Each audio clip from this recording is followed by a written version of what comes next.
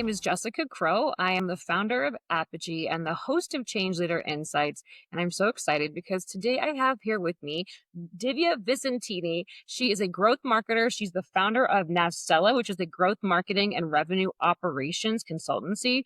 And I have so enjoyed getting to know her and meet her over the last couple of months. And we're here to talk about a major shift, a major change that is affecting us all. One of which is AI, but also just really leaning into her background and expertise as a growth marketer and what that means for organizations. And of course, we'll tie it back to the AI component too. But Divya, before we get into today's conversation, can you share with people who are listening and watching a little bit more about who you are, how you got to where you are, and really what's top of mind for you in today's ever changing marketplace?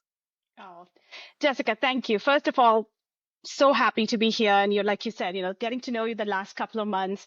It's not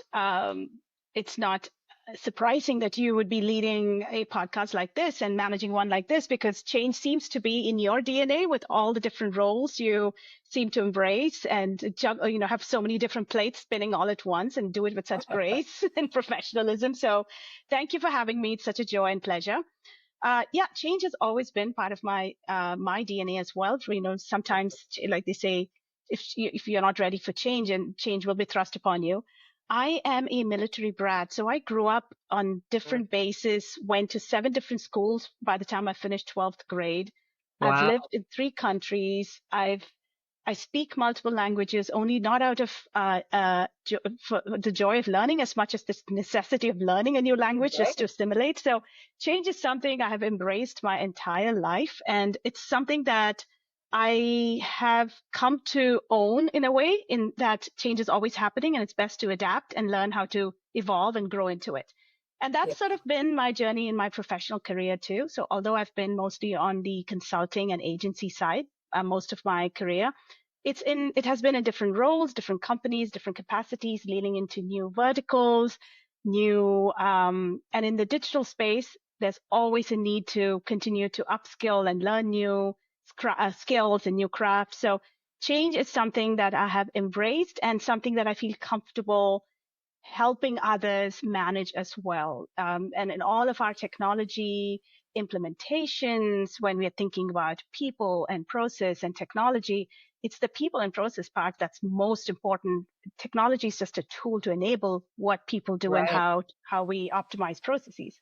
So it's just part of my journey. So it's exciting to be able to share a little bit of that and to also maybe talk to you about what we could as a workforce think about and plan for as we embrace AI in the new way of working.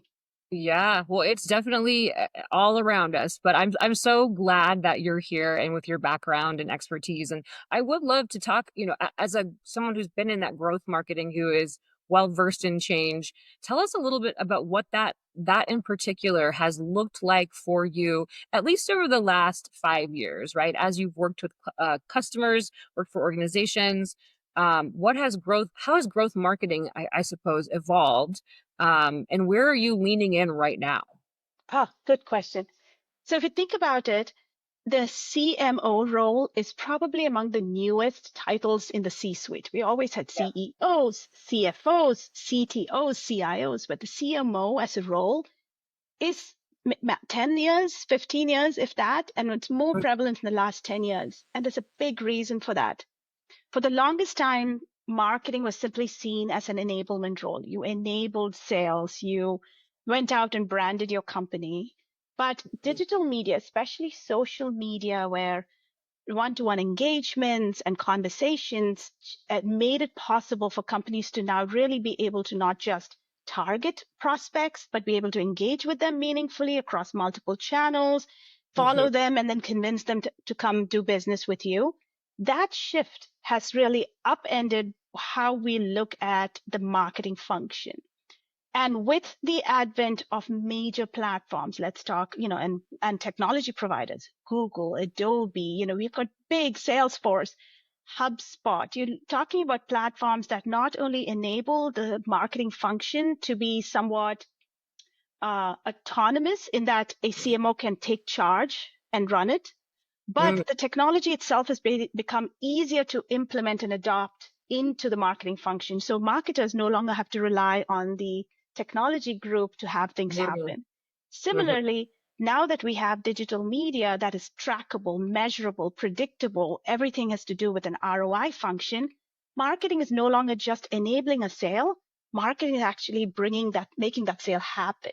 Right. So growth marketing as a function has come to become this very important role, not just for a marketer to think about how they brand, what's your voice to market, how you engage, what's your content strategy, how you segment, but really into that prospecting and lead generation and sales force alignment in a way that is so incredible because it's measurable, it's scalable, it's experimental in that you can learn quickly and change and adapt. So growth marketing as a function has really grown into its own in the last 4 or 5 years.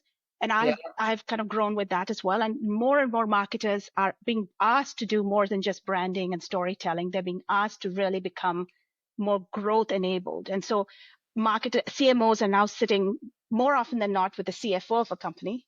They're sitting more Right. often than not with the revenue person of the company or even the CTO of the company. So now it's a very different way of looking at marketing and growth in general. Yeah, that's very exciting, and I can also, imagine that is a major change and shift for people who have been in the marketing space. Do what would you, I guess, recommend to people who are not quite as far along as you in their thinking, who are going through that change? I mean, how are you using technology to support what you're doing? How are you learning, you're learning, it sounds like, as you go, but also what else are you doing to help yourself navigate and help your team and the people that you're working with navigate that shift from being an enablement function into something more strategic and aligned with revenue or technology? Yeah, no, that's a really good question. I, for me personally, with the clients I work with and the people I'm engaged with, one of the things I keep encouraging them is to not just be a leader of people, because when you're in leadership, especially director and above, used to be you could just tell people what to do, but Mhm. today to be relevant and connected and truly drive strategy. It doesn't matter if you have a C in front of your title or not. You have to also be willing to be a bit of a doer. And that doing mentality comes Ah, from certifications. There's so much free information out there. Attend webinars, network. Don't just know and learn about what a tool's potential is or a platform's potential is, but really understand how it works, because that is how you're going to really learn to orchestrate the kind of campaigns you want or the strategies you want to design and develop. I recently wrote a LinkedIn article that kind of discussed this about, are you one of those leaders that stays on the business or are you a leader that stays in the business? And yeah, more and more leaders are expected to be in the business, yeah, especially when new technologies are being implemented. You have to know what the impact is on your most junior team member. Are they yeah, nervous? Are they scared? Do they feel adequate, that they've been given adequate training? Do they understand where their new place is, given that now they're being asked to use a new platform? Is it actually making life easier for them, or are they telling you that that's the case? So unless you really know what the technology is meant to do, you're not really going to be able to embrace it and implement it in a way that makes your team happy. Now, unless your team is not happy, there is no customer strategy, there is no right. branding, there is no storytelling. It starts with adoption internally. So learning what a tool's potential is, like when you have demos, that's great, but get in and get your hands dirty. It's very important. Yeah. Yeah, that's a really important message. And, when I talk about change and leadership, I always remind people that I'm working with that who you are as a leader, how you show up has a direct impact on your ability to be effective and build that team up and have happy customers. And, Yeah. even when I was on the industry side, the most effective leaders were those who had put themselves in the shoes of their team, that had gone through and have taken on different roles in the organization and really understood the ins and outs, and then they could also understand where the organization needed to go. The Yeah. least effective leaders were those who led by leveraging their title versus their understanding of what their teams needed. And then there was a high turnover rate with those leaders. And so what you're saying has been probably true for a long time. But I think with technology moving as fast as it is, with AI having a significant an impact on the way that we work and how we work, there really is, I don't want to say no excuse, but the call to action is clear. You have to do what you just described. Really get Yeah. your hands into it so you can be effective and understand what's working, what isn't, and how to lead your people through that process. Let's talk a little bit about AI then, and kind of what you're seeing here, because this is a change whether you're in the marketing function or any aspect of any function in an organization. People are wondering how to think about leveraging AI, what it means for them, job roles, how those will change. There is quite a bit of fear. I think a lot of it has to do with just not understanding or knowing enough. They haven't gone through that process potentially of upskilling or learning more. But since this is a learning podcast in many ways, what's your take on AI, and what are you seeing and how are you thinking about adapting to this major change that is affecting organizations everywhere? Such a timely and good question, Jessica. AI, to your point, is everywhere. There is no turning back the clock. We either go with the flow or you're going to be swimming against the tide. I mean, the current. You just have to figure out which way you want to swim.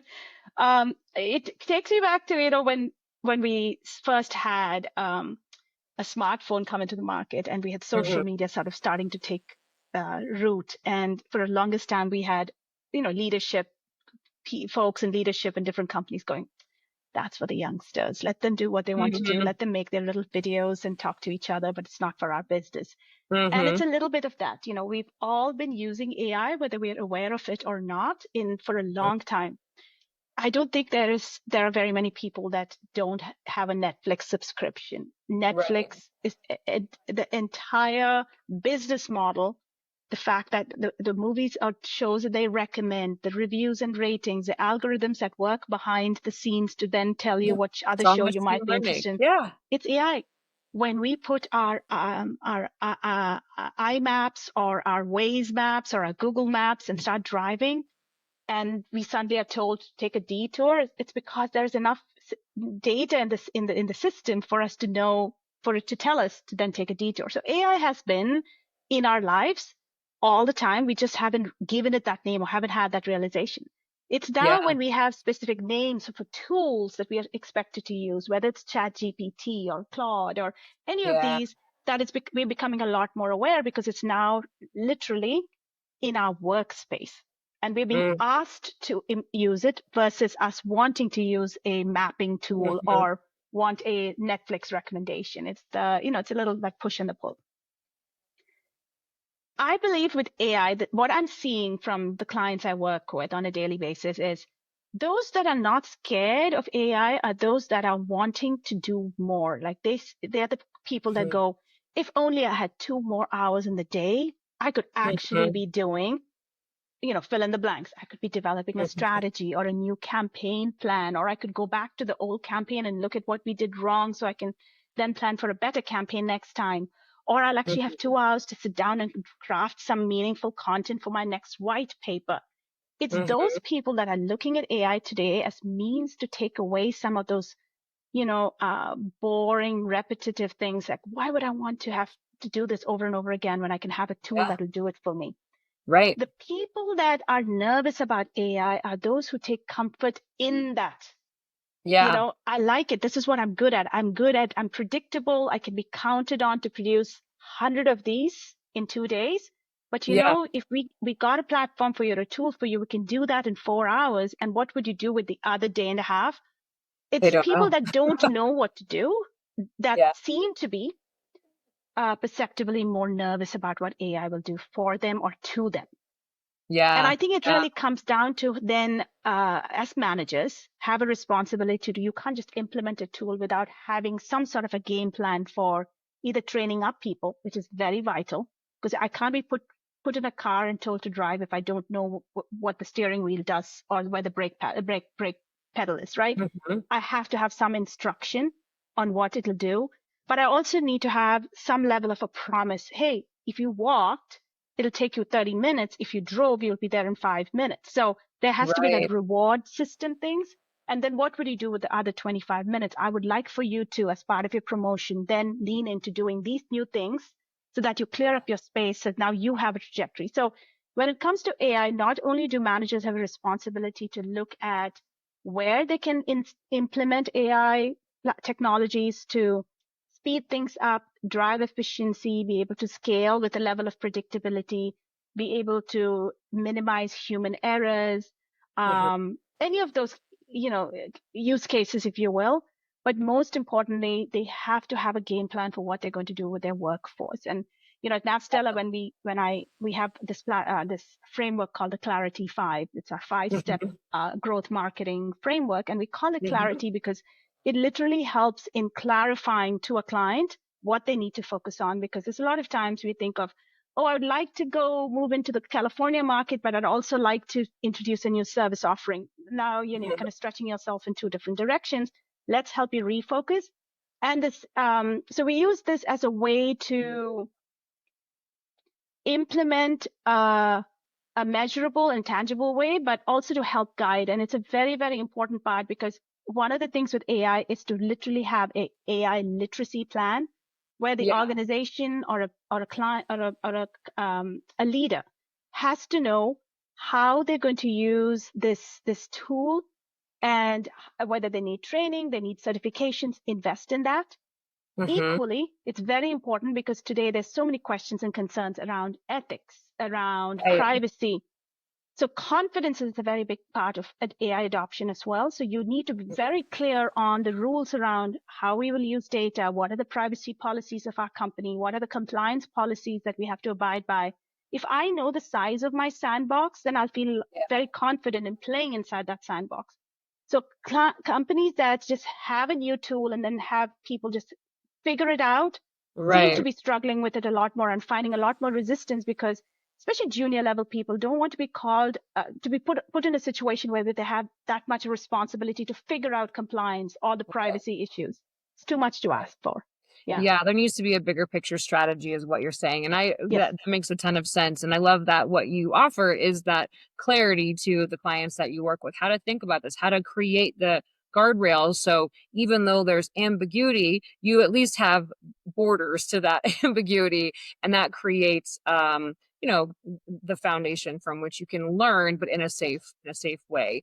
Yeah. Um, I think one of the things that struck me with some of the clients and just through my network and the conversations that I'm having, and you touched on this, is not only do they have to get smart on understanding privacy compliance, learning how to leverage the tool, the literacy, but it's also that piece of what do you do now that you have that extra time? And Yes. I'm using air quotes here, but because even before AI was as prevalent and part of the everyday conversation, some of the clients that I was working with, we were like rolling out a new ERP, for example. This is a very basic technology, example. They had this understanding or belief that all of the time they were getting back from all the manual processes and disparate processes that they were replacing, that the team would just use that for strategy and higher order activities. And that was the communication. What happened was they didn't know how to better leverage and utilize the individuals on the team. The people on the team who had been doing those manual tasks, they were like, well, now what? And so there was a lot of tension and lost productivity. And it just created an environment where nobody really knew what they were supposed to do next. And so Yeah. it's not just, when we talk about how we're going to use our time, we really have to be thinking about not necessarily like we still have to be forward thinking with that because of how the rules and the game is changing. Like, what do we do now? There has to be a ton of thought there, I think, to really be successful with the Oh, change. And that's usually not where people are thinking. not at all. I'm right now working with a client, and it's such a joy because she's very open-minded about how to solve for this. And so Yeah. she and I have partnered at the hip to try and figure this out. And she has a small team. She only has 6 people on her team, but her company just now acquired another company. And she's Mm-hmm. inheriting 3 more people. But what she's being asked to do for 2025 in preparation also for 2026 is beyond the capacity for her now 9 plus her 10-member team, right? Right. And so she came to me because she said, I want clarity because I want to know where to focus on. But most Mm-hmm. importantly, I know I don't have the budget to go and hire more people. Mm-hmm. And I need to create cohesion because the 3 people that I've inherited come with a sense of working together, and they have a sense of brand purpose from the other brand. My Mm-hmm. team of 6 have always worked together. They work well, but they're somewhat Mm-hmm. junior to mid-level. Nobody, I don't have any senior people, but they have the Mm-hmm. hunger, and they're smart, but I Yeah. don't know how to guide them. So what we're working on is somewhat backwards and said, okay, Yeah. if these people, so let's work with what your priorities are, campaign to market. What are your sales and revenue goals that you need to have achieved? So, we have that as a goalpost. Now Mm-hmm. let's back into your team today and what they do. And Mm. can they really meet up to what you need without spending any more? Because we know her budget is her budget. The company Right. just spent a whole lot of money buying this other company, make more with less. Right. Right. The theme of 2025, make more with less. Yeah. So what we're working on now is to literally figure out where do we want from a growth plan for these individuals? What would they look like 1 year from now? Mm. So that we can retain this talent because we know this talent is valuable and they're Mm-hmm. committed, but they all want to be in a better position Mm. 1 year from now. Right. So each and every one of them, we just deployed a survey a couple of weeks ago, and I've followed up with interviews to sit down with them and say, if you had to take away 3 things in your day to day so that you free up your time to get yourself to this next role, and the Mm-hmm. next role requires for you to be able to do these 5 new things or 4 new things, Mm-hmm. what would that look like? So they themselves are coming to us and saying, I don't want to have to create, campaign creative over and over and over again manually. Is there a way to Yeah. automate that? So once I have the messaging and the design that you can mesh it so I Plug can and ready play. Yeah. campaign. One of them talks about monthly tracking of data. I have to go and scrape data from 5, 6 different places. It takes me a Mm-hmm. whole day. Is there a way to automate that so that I have the data to just analyze and spit out the report? Another Mm-hmm. one wanted exactly that, reporting. Can you have a different way for me to spit out my reporting? So they themselves are now volunteering things that they believe can be automated and Yeah. digitized and digitalized. So it's a Yeah. self thing. And I love this because now you have your team involved. And of course, we The can't make every ownership. wish come true, but Right. then we'll have to wait and see the impact ROI on every one of those things. But the fact that she's thinking of the people growth in terms of how we can use technology to enable that growth and giving them a sense, I always call it a sight of land. Change Mm. requires for people to either be able to see land or at least have a sense for where that land is, which direction it's in, right? Yeah. If I Yeah. don't know I'm sailing toward land, if I'm in open waters and I have no idea where land is, I'm going to be spinning there. My ship is going to be going in circles. But if I kind of have a sense of it's 2,000 miles away, but it's northwest, I at least know Yeah. what my bearings are.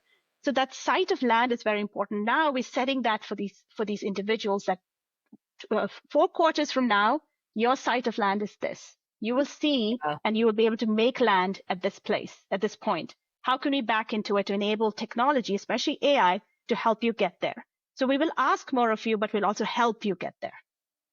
That's cool. It's like you've got the vision for the future and then you're reverse engineering it and you're creating ownership Correct. along the way. I love it. That's Correct. Yeah. that's like change management right there, right? How Yeah. else so I love that example. Thank you for sharing that. How else Sure. have you leveraged change management as a change leader, as supporting change leaders in organizations? Do you see that as a critical moving forward with technology with AI? Do you see it even adapting because of AI? I mean, how might what change management looks like evolve along No, with the evolution of using technology? it's a really good question. I'll tell you, Jessica, that one of the biggest changes that has happened because of technology is departments that had their own budgets worked in silos for the longest time. And a lot of times, any kind of inefficiency we saw or wastage we experienced was because sales will do what sales needs to do, marketing will do what marketing needs to do, account or client services will do what they need to do.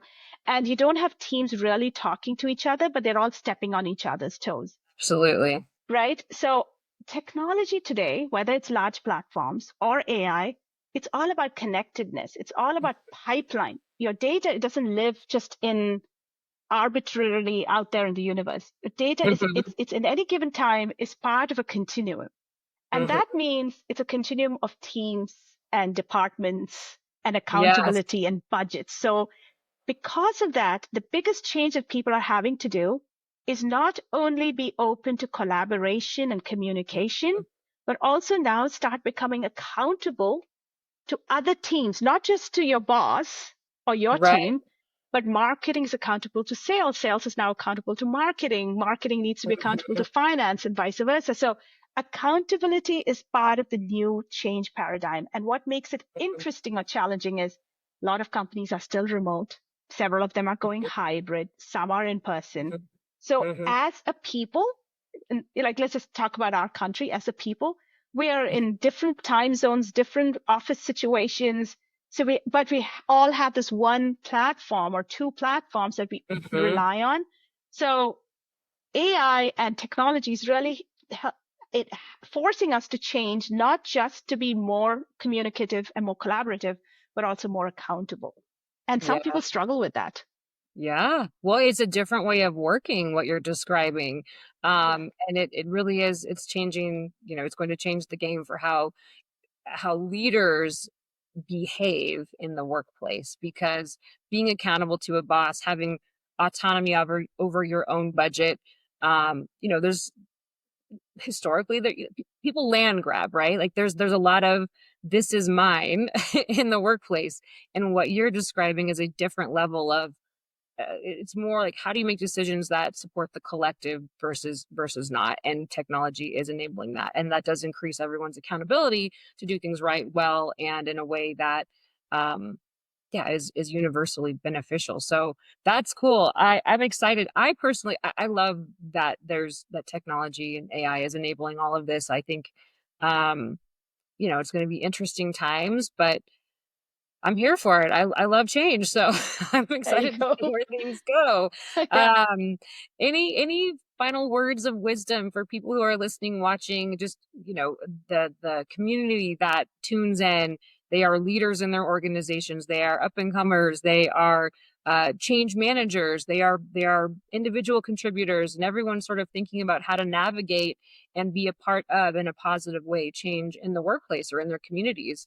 Um, any any final thoughts for someone who is on their own change journey, trying to process all of the change while also be a leader in their whatever space they play in? That's a good question. And and this is something that I say to myself too, because Mhm, it's very easy to become enthusiastic, especially if you're someone like me who embraces change, who mhm, runs into it because that's just how I am. And it's not for everybody to do, but it's who I am as a person. The reminder to myself and to everyone, especially new managers who are now coming into their own and becoming responsible for people and technology, don't let your enthusiasm and or sometimes the pressures to perform, we have numbers to hit, we have goals to get to, anything, especially change is so much more successful when it's done with love and empathy. And I so love it. being able to come at it with some level of love, saying it's not going to be easy, but we'll do this together, a sense of camaraderie, a sense of teammanship, sense of family, that's important, but also empathy. Not everybody is going to embrace the change or a new technology at the same pace as you. Just because I am excited doesn't mean everyone around me is just as excited. And so Yeah, being self-aware about that is very important. So love and empathy before anything else. And so even if you have difficult, challenging numbers to reach, or your smaller team that you're asking so much of to make those outcomes happen, love and empathy go a long way. yeah, yeah. Oh, and even that starting with oneself, right? Love and empathy Yes. for our own experience, then we can provide that to others. But what Yes. a what a wonderful way to end this conversation. Thank you for that Thank you. beautiful parting message for people who are tuning in. Divya, this was lovely to talk to you again. Thank you so much for sharing your wisdom with the Change Leader Insights community. I have no doubt this is going to be a highly listened to and watched episodes. So thank you so much. And yeah, have a great rest of your day and keep doing all the great things that you're doing. Thank you, Jessica. This has been such a joyous conversation and great questions. And thank you for what you do. This podcast is so incredibly powerful and meaningful, and change is something that's scary, but little by little, you're enabling and encouraging people to embrace that. And thank you for having Yeah. me. It's been a joy. Yeah. Well, likewise. Thank you so much. Thank All you. right. Yeah. Bye Take then. care.